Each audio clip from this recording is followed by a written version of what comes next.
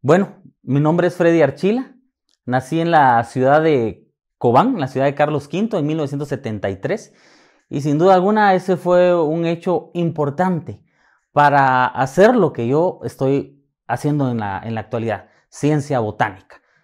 Esto junto con una serie de eventos y de hechos importantes que marcaron mi camino. Mi señor padre decidió hacer una colección de orquídeas de Guatemala, la más representativa, una colección bastante grande, con la finalidad de rescatar de los bosques talados del país. Cuando nosotros empezamos en este mundo, hace, vamos a ver, 50 años, cuando nosotros empezamos, o sea, mi señor padre ya tenía una monja blanca que rescató de bosques muy cercanos a la ciudad de Cobán. Él encuentra un árbol talado y una monja en flor en un árbol talado. Entonces la rescata y la trae a la casa. Mucho tiempo después, ya en 1970, se le da la formalidad a la colección de orquídeas. Mi nombre es Abel Sandoval, estoy en la Dirección de Manejo de Bosques y Vida Silvestre del Consejo Nacional de Áreas Protegidas. Lo que hacemos acá en la Dirección de Manejo de Bosques y Vida Silvestre es el comercio internacional de vida silvestre, ¿verdad? Las exportaciones y las importaciones. Está dividido en 3 secciones la dirección. Está en la sección de hidrobiológicos, la sección de flora y la sección de fauna, ¿verdad? Luego tuve la enorme suerte de ganarme una beca para la Escuela de Agricultura, la Escuela Nacional Central de Agricultura de Bárcenas, en Villanueva, y me voy al internado 4 años para hacer mis estudios de agronomía. Tengo esta estación que fundé en 1990 y ya tengo actualmente a cargo las 35,000 orquídeas rescatadas de los bosques talados de Guatemala, además de el proceso de investigación, el proceso de educación, porque damos conferencias desde una escuelita en un lugar muy lejano, en una aldea lejana, hasta conferencias en universidades europeas. Epífito quiere decir que epi arriba y fito árbol, que crece sobre los árboles. Entonces a esto se le llama pseudobulbo, aunque la función es muy parecida, ser órganos para el almacenamiento de agua. Entonces, investigación, educación, conservación a través de lo que hacemos con el rescate y preservación de este banco de germoplasma, el banco de germoplasma, por cierto, más importante de biodiversidad vegetal del país, 35,000 orquídeas y 10,000 plantas de otras familias botánicas, casi el 15% de la biodiversidad vegetal de Guatemala.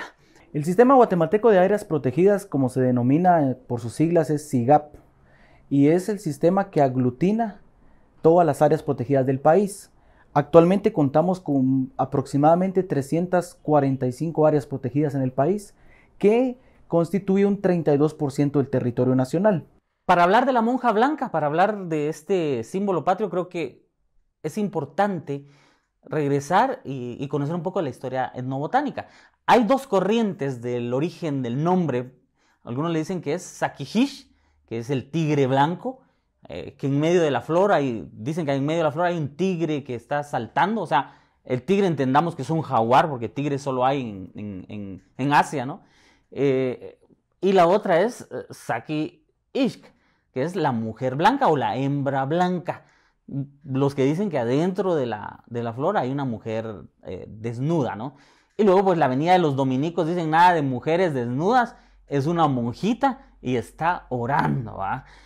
Empezó una investigación que culmina con la publicación del libro Licastes de Guatemala, todas las licastes, todo el complejo de especies de licaste.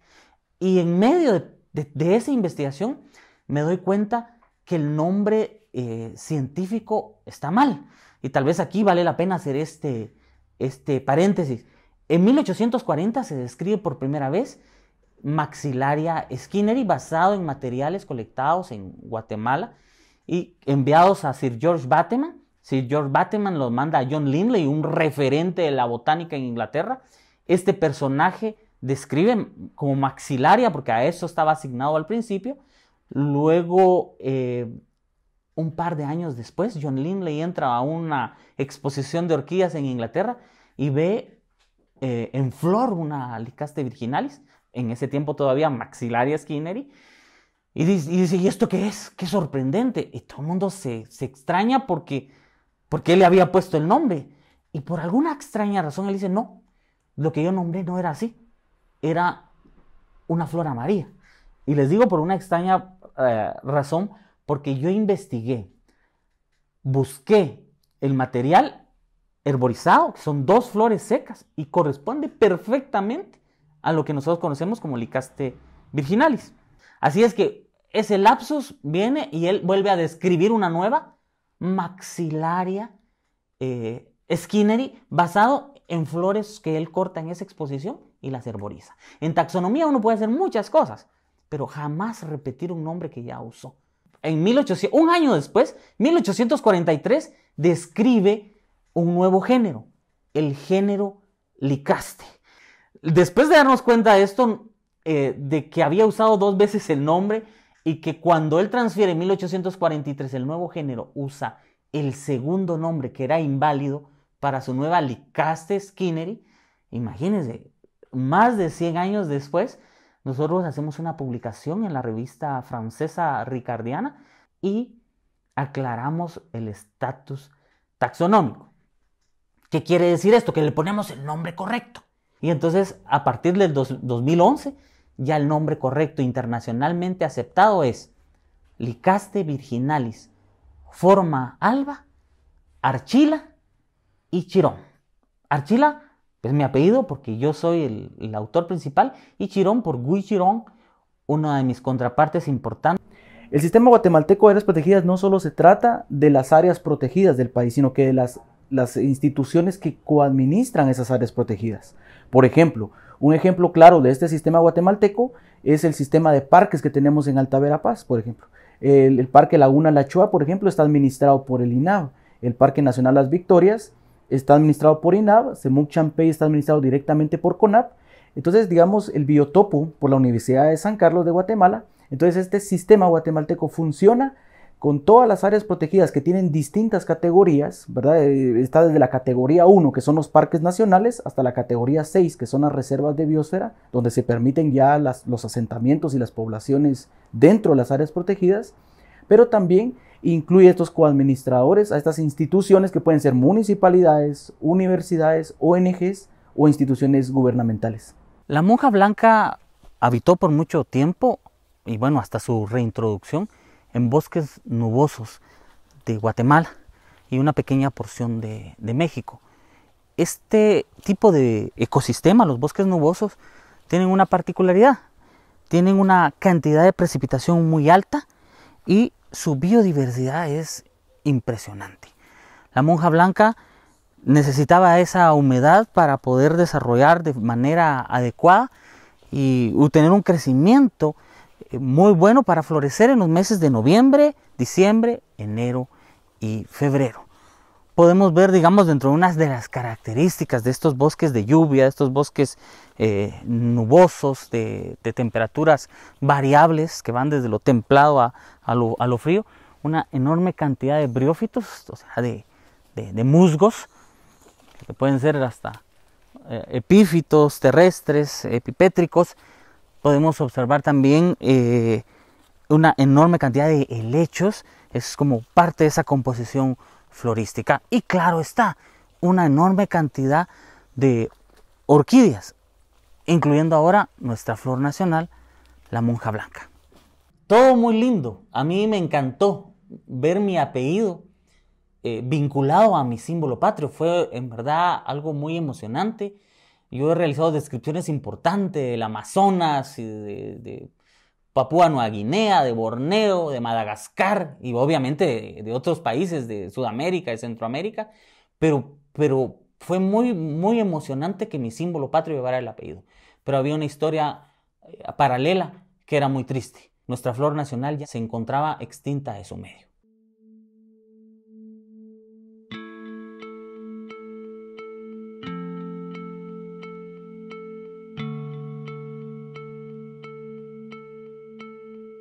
Desde los 90 que no se había reportado ejemplar vivo de los bosques. Y podría existir por ahí una planta perdida.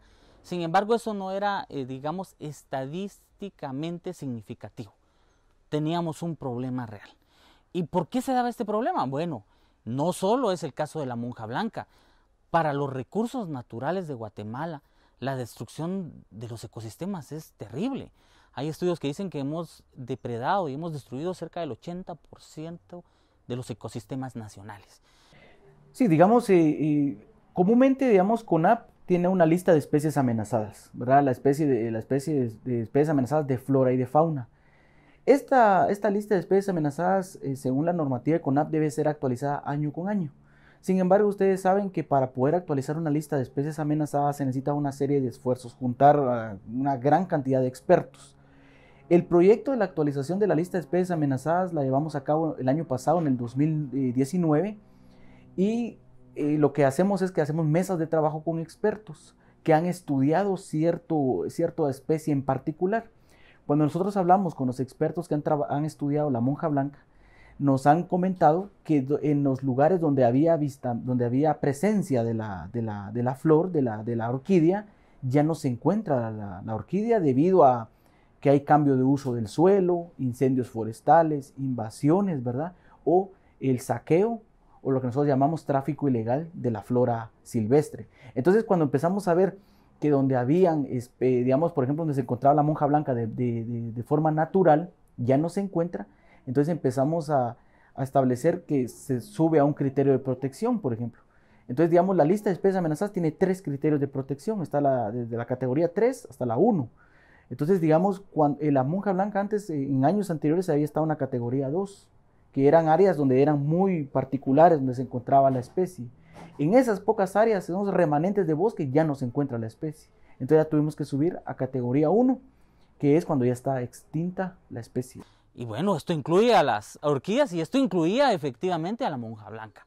Pero también en el caso particular de las orquídeas y de nuestra monja blanca, se da otro problema, el saqueo sistémico.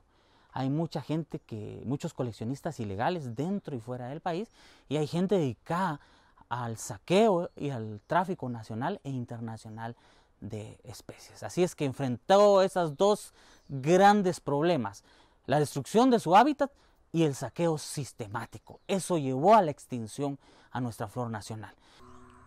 ¿Y esas de aquí son? Sí, de aquí buscamos en el monte. Mira, pues hay de 150, el que tiene flor está a 200. ¿Y es el precio? Bueno, les puedo rebajar un poco. Te voy a dejar en un buen precio. Bueno, en mi casa sí tengo más y son diferentes. Bueno, nosotros hay veces llegamos a cortar el monte, lo buscamos y es así.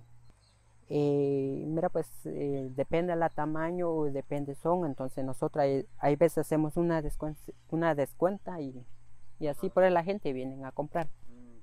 Con descuento, entonces por eso regresan a comprar y eso le cuesta, eso no lo vas a conseguir en cualquier lado.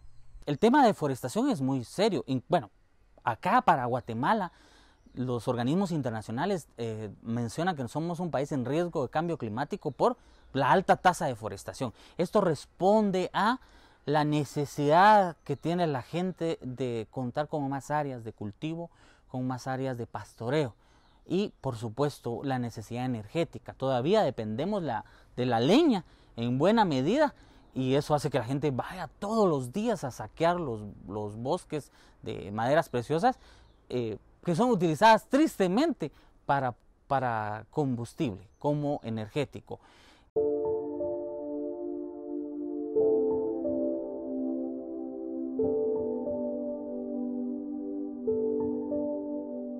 La otra realidad es el alto crecimiento poblacional, o sea, que va conectado con esa expansión de la frontera agropecuaria y con esa extracción ilegal de los recursos naturales. O sea, corresponde a eso. Y la tercera es una topografía muy quebrada, por eso estamos en riesgo de cambio climático también, porque perdemos muy fácil suelos que han tardado miles de años en formarse. Bueno, entonces, ¿qué hacíamos como estación experimental? Pues reproducirla. Empezamos primero, el primer paso fue la trazabilidad de las plantas, determinar cuáles eran monjas blancas en verdad y cuáles eran híbridos artificiales. Afortunadamente pudimos detectar, los digo, menos de 100 materiales que sí tenían un origen del bosque, pero después del análisis molecular también determinamos que no fueran híbridos, ni artificiales, ni naturales. Entonces empezamos a construir protocolos de reproducción in vitro, y esos protocolos de reproducción in vitro nos permitieron cultivar desde semilla. ¿Y por qué un protocolo de reproducción in vitro? Bueno, ¿y por qué esa técnica y no una técnica convencional de poner las semillas en una maceta como se hace convencionalmente con otras especies y que crezcan? Porque las orquídeas, y esto incluye a la monja blanca, son complejas en su reproducción. No puede germinar la semilla por sí sola. Necesita de un hongo micorrícico que la infecte y entonces la semilla se alimenta de ese hongo. Ese hongo le da alimento hasta que ya forma su primer hojita o su cotiledón, son monocotiledóneas, y sus primeras radículas, sus raíces. Y media vez tiene hojas y raíces, pues ya puede procesar sus propios alimentos. Y es ahí donde hemos estado nosotros reintroduciendo nuestro símbolo patrio, la monja blanca.